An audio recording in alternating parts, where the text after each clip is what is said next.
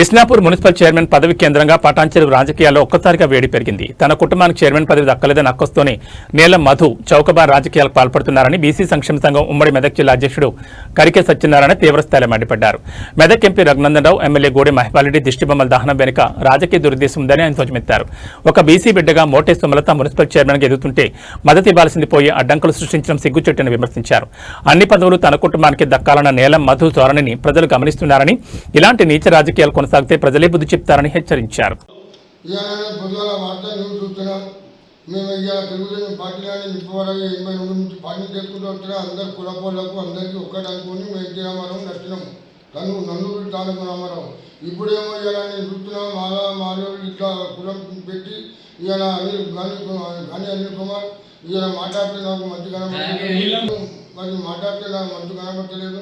ఇలా ఇంత మోటార్ వేసి ఎమ్మెల్యే నిలబడ్డాడు, ఎంపీ నిలబడ్డాడు, కార్పొరేట్ ఎమ్మెల్సీ నిలబడతా అన్నాడు. ఏమైంది? అంతా చేసి అంత మంచి వాళ్ళు నా మూడకి వస్తున్నా వెళ్ళిపోతున్నా, కానీ ఈ గవర్నమెంట్ బాగలేదు. నువ్వు అందరితో కలిసి మించి ఉంటేనే మనం మూడకి పోతాం. ఇలా మేము బాగా గెలిచింది. ఇలా ఏమైంది? ఒకటి నాన్న నువ్వు గెలవకపోతే ఆయన గెలిచింది కదా అని చెప్పి మేము ఎంత సంతోషం పడి ఇట్లా చేయాలన్నాం. నువ్వేమో పని చేస్తున్నావు, ఇది బాగాలేదు.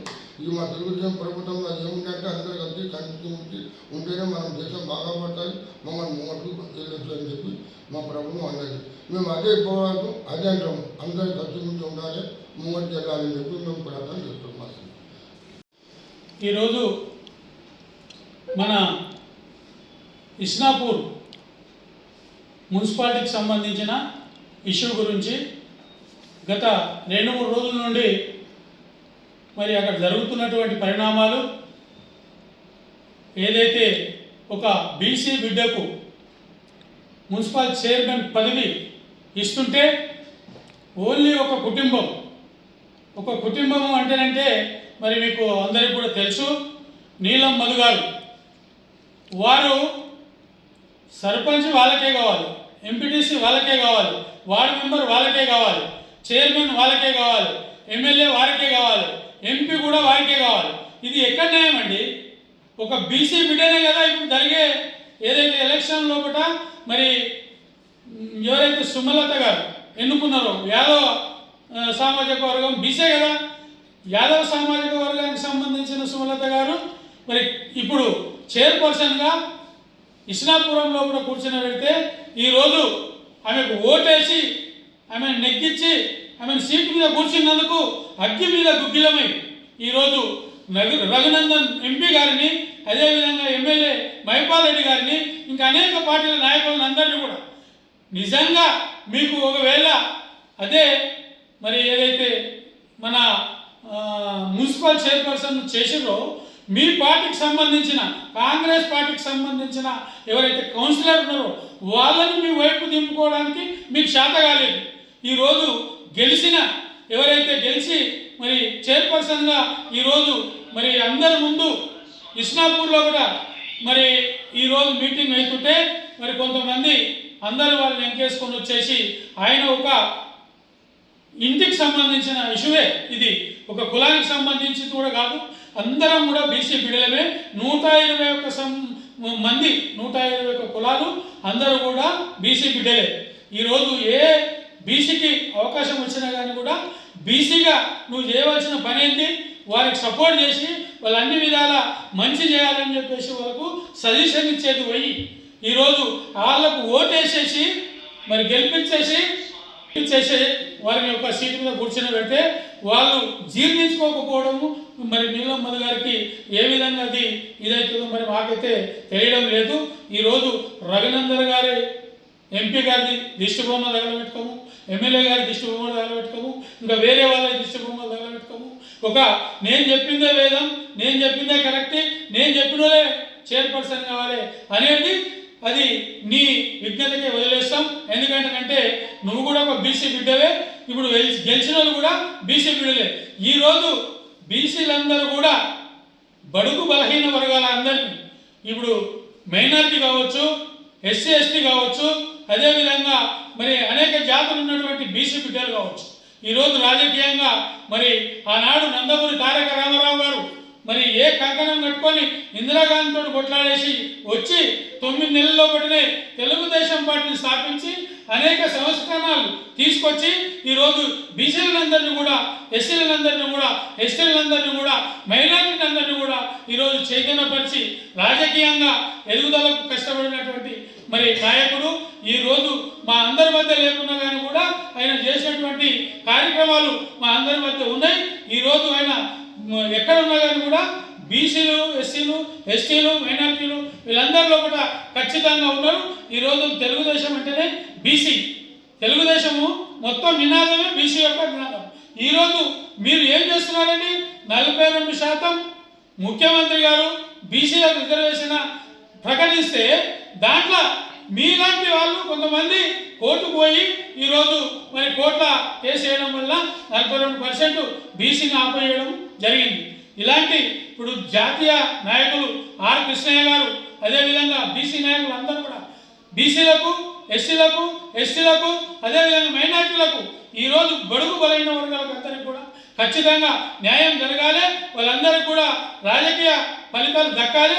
వీళ్ళందరూ కూడా మరి రాజకీయంగా ఎదగాలనే ఉద్దేశంతో ప్రతి ఒక్కరు కూడా ప్రతి మీటింగ్లో కూడా మాట్లాడేసి ఈరోజు మరి ఆర్ కృష్ణయ్య ప్రతి ఒక్క సందర్భంలో కూడా మరి ఎస్టీల నాయకులను కానీ, ఎస్టీల నాయకులను కానీ, మరి అదేవిధంగా మైనార్టీ నాయకులను కానీ వీళ్ళందరినీ కూడా కూర్చుని పెట్టుకొని అన్ని కుల సంఘాలు, అదేవిధంగా ఈరోజు 123 కుల సంఘాలు బీసీలకు సంబంధించి, మైనార్టీలు, అదేవిధంగా ఎస్సీలు, ఎస్టీలు అందరినీ కూడా ఒక దగ్గర ఒక తాటిపై తీసుకొచ్చి సుందరయ్య విజ్ఞాన భవన్లో కూడా రీసెంట్గా మీటింగ్ పెట్టి మన వాళ్ళందరూ కూడా వెనుకబడి ఉన్నాం, మనం అందరం కూడా ఐక్యంగా ఉండాలి, మనం అందరం కూడా రాజకీయంగా ఎదగాలంటే ఖచ్చితంగా మనం ఒకరికొకరు కోఆపరేషన్ చేసుకొని ముందుకు సాగాలి.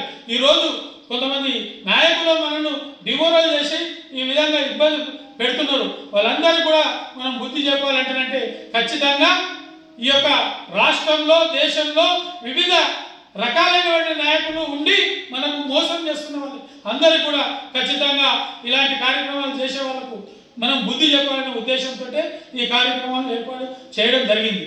ఈరోజు మరి ఇస్నాపూర్లో కూడా సుజాత మేడం, మరి ఇంతకుముందు గతంలో కృష్ణ గారు సర్పంచ్, ఎక్స్ సర్పంచ్ ఉంటే వాళ్ళందరూ కూడా రాజకీయ నాయకులే.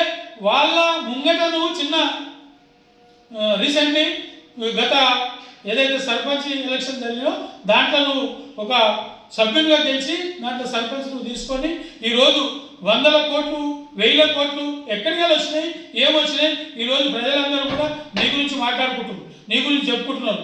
అయినా మేము అన్నీ పట్టించుకోవడం లేదు. నువ్వు కూడా ఒక బీసీ బిడ్డవే. ఇప్పుడు ఎవరైతే గెలిచి చైర్పర్సన్గా ఉన్నారో వాళ్ళు కూడా బీసీ బిడ్డనే. ఎవరు కూడా ఇందులో జోక్యం చేసుకొని మనకు అన్యాయం చేయడానికి, లేకపోతే వాళ్ళని గెలిపించిన వాళ్ళకు ఇప్పుడు రఘునందన్కు ఎంపీ గారికి కానీ, ఎమ్మెల్యే గారికి కానీ, అదేవిధంగా మన బీజేపీ నాయకులకు కానీ, బీఆర్ఎస్ నాయకులకు కానీ, ఇంకా వేరే సిపిఎం, సిపిఐ నాయకులకు కానీ వాళ్ళందరికీ కూడా నువ్వు లేనిపోని భ్రమలు చూపించేసి డబ్బు నీ ఒక్కరి దగ్గరనే కాదు, డబ్బు చాలా మంది దగ్గర, బీసీల దగ్గర ఉంది. అయినా కానీ కూడా నేను ఎక్కడ కూడా ఎవరు కూడా నేను ఇబ్బంది పెట్టలే. నువ్వు బీసీలకు ఒకవేళ అవకాశం వస్తే వాళ్ళను ఇబ్బంది పెడుతున్నావు కాబట్టి నీకు ఖచ్చితంగా ఇది కరెక్ట్ అయిన పద్ధతి కాదు. ఇది కరెక్ట్గా నువ్వు చేయాలంటే, నువ్వు ఎదగాలంటే ఈరోజు బీసీలందరూ కలిసే నీకు మొన్న నువ్వు ఎమ్మెల్యేగా ఇండిపెండెంట్ నిలబడగానే కూడా 46,000 ఓట్లు నీకు వేసింది. ఎందుకు వేసారు? నువ్వు ఒక బీసీ బిడ్డవు కాబట్టి నీకు ఓట్లు వేసేసి నీకు ఇచ్చేస్తే, గుర్తింపు తీసుకొస్తే నీకు ఇలా ఎంపీ అవకాశం ఇచ్చారు.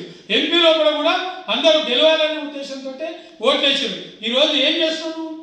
ఒక బీసీ బిడ్డకు అవకాశం వస్తే నీ కుటుంబానికి సంబంధించి నువ్వు చెప్పిన వాళ్ళకే కావాలి, నువ్వు చెప్పిన వాళ్ళకే ఇచ్చేయాలి అనే ఉద్దేశంతో ఈరోజు ఆమెను ఈ యొక్క కౌన్సిలర్లు వాళ్ళందరూ కలిసి ఎన్నుకొని చైర్పర్సన్లో కూడా కూర్చోబెడితే వాళ్ళకు వ్యతిరేకంగా, ఓట్లేషన్లకు వ్యతిరేకంగా రఘునందన్ గారికి, ఎమ్మెల్యే గారికి, పైపాలరెడ్డి గారికి వీళ్ళందరికీ కూడా బీఆర్ఎస్ వాళ్ళకు, తెలుగుదేశం వాళ్ళకు, బీజేపీ వాళ్ళకు, జనసేన వాళ్ళకు వీళ్ళందరికీ కూడా నువ్వు ఖచ్చితంగా మరి ఏ విధంగా అయితే నువ్వు కాంగ్రెస్ పార్టీలో ఉండి ఒక బీసీ నాయకుడిగా ఉండి ఈరోజు ఈ స్థాయికి ఎదిగినావు.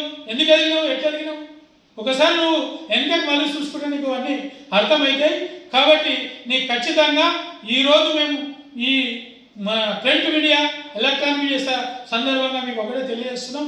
ఎందుకంటే ఒక లేడీ బీసీ మహిళ ఈరోజు చైర్పర్సన్గా కూర్చుంటే నువ్వు ఓర్వలేక ఏవేవో అభరణాలు ఓపెన్ చేసేసి వాళ్ళకు ఓట్లు వేసిన వాళ్ళని నువ్వు బదలాం చేస్తున్నావు.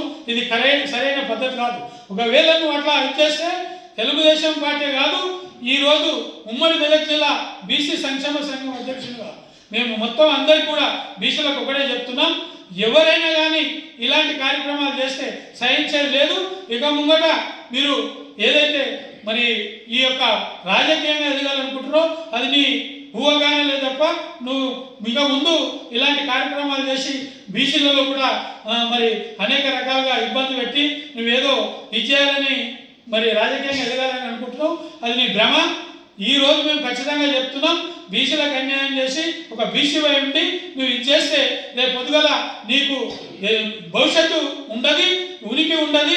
రాజకీయంగా నేను దెబ్బతీయడానికి అన్ని కులాలు ఈరోజు మరి ఏదైతే మన విశ్వబ్రహ్మణులు సాయన్న చారి, అదేవిధంగా మైనార్టీ ఎండి రఫీక్ గారు మరి బీసీ బిడ్డనే, అదేవిధంగా రామచంద్ర యాదవ్ గారు ఆయన కూడా బీసీ బిడ్డనే, నేను మరి బీసీ సంఘం అధ్యక్షునిగా తెలుగుదేశం పార్టీ మన ఏదైతే ఇన్ఛార్జి మన పడంచేరు కాన్స్టిట్యున్సీ ఉందో దాని సందర్భంగా మేము ఒకటే తెలియజేస్తున్నాం.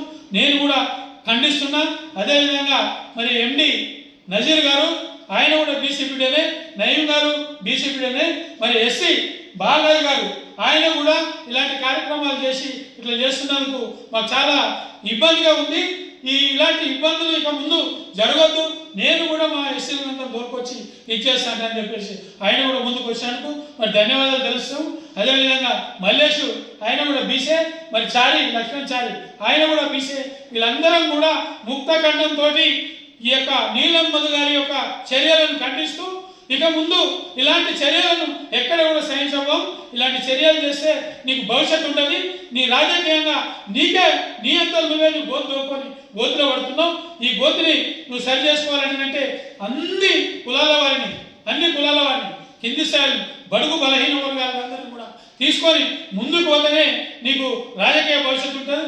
లేదంటే ఇలాంటి కార్యక్రమాలు చేస్తే నీకు రాజకీయ సమాజం చేస్తానికి అందరూ కూడా సిద్ధంగా ఉన్నారు. కాబట్టి ఖబర్దార్, ఇలాంటి కార్యక్రమాలు, ఈ దిష్టి బొమ్మలు, ఈ అనేక రకాల అన్యాయాలు, మోసాలు, ఇంకా ఎన్నో కార్యక్రమాలు ఉన్నాయి.